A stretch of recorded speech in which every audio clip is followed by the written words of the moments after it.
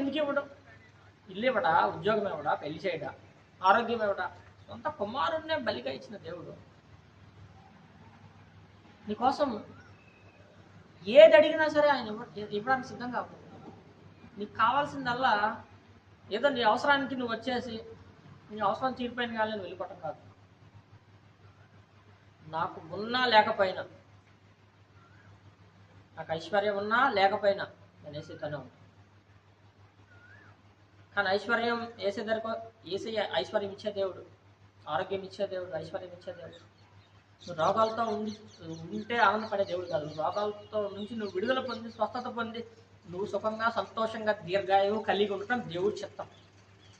రాకడ ఎప్పుడు వచ్చేస్తావు, ఎప్పుడు చచ్చిపోతామో నువ్వు భయంతో ఉండటం ఆయన చిత్తం కాదు. నువ్వు దీర్ఘాయువు కలిగి తృప్తి పడటం ఆయన చిత్తం.